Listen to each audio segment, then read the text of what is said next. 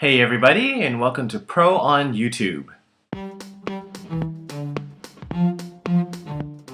So this time around I wanted to share something that I've been struggling for the last few years. It's something to do with the perception of worthiness. Not just self-worth, but worthiness in general as a musician and as a human being. I find that the education that we get at university, at conservatory, and even through life in general seldom help us to deal with these psychological stresses and emotional stresses that the world and even sometimes we put on ourselves as musicians. And I know that we're supposed to remind ourselves that, life is not always perfect, that there's always ups and downs. And I think sometimes it gets really tiring to constantly remind ourselves that it gets better from here, you've hit rock bottom, there's only going up. Those things get cliched, gets very, very monotonous after a while.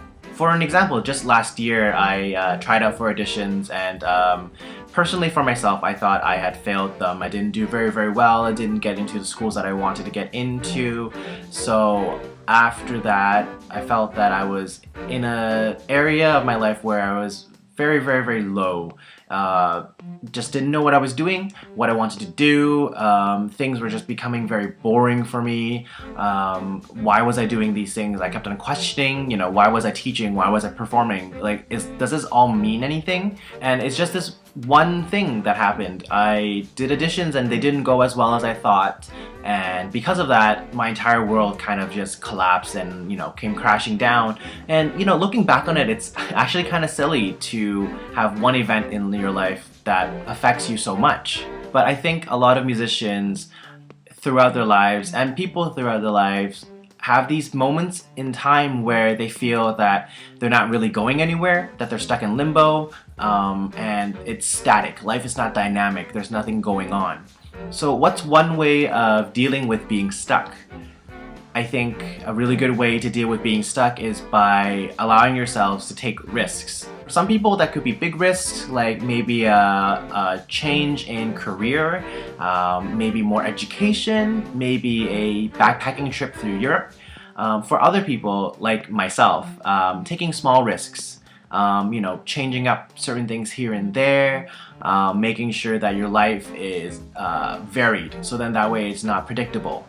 Personally, for me, taking risks meant getting out of my own comfort zone schedule-wise.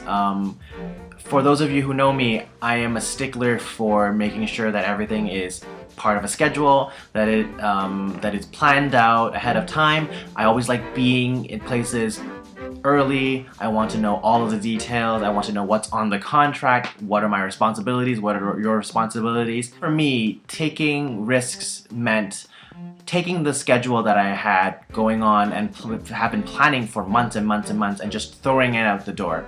And I found that the easiest way for me to do that was to actually remove myself from my surroundings and the familiarities that I had associated with in Victoria on the island.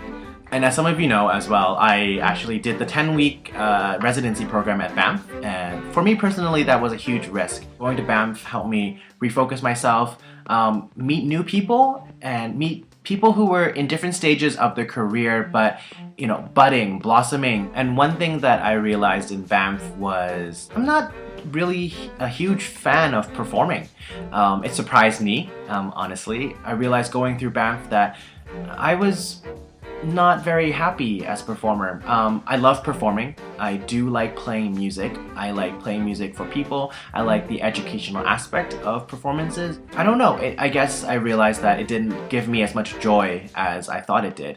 I actually like planning events way more. I love balancing budgets. I love doing emails, I love scheduling, I love booking events, I love doing advertisements, I love doing all that, the paperwork, I guess, of performances. My parents always ask me why I do concerts and is it really worth it?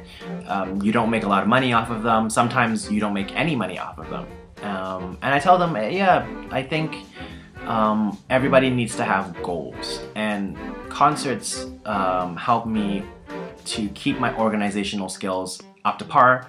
it makes me, realize I have to keep on practicing. I have to keep on learning new music. I have to come up with ideas and do things. And in a way, every single time I put on a concert, it's a little bit of a risk, because I could come into a concert and come out of it completely broke, having made no money at all.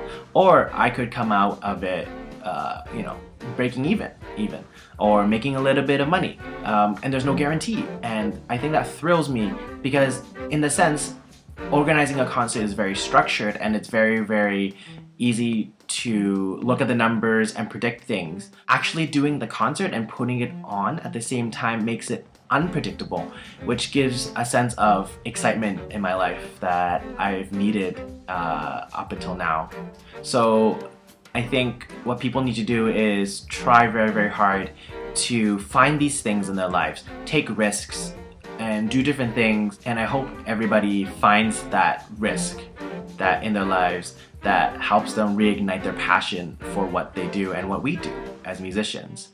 So I know this time around it's a little bit more serious, but I hope what I've talked about has helped you a little bit. Please like this video, share it, subscribe to us on YouTube, find us on Facebook, also find us at musettastone.com. We would love to hear from you. Please get in contact with us through email, or just through Facebook, or person to person if you know us. Until next time, thank you for tuning in, and I hope to see you back soon.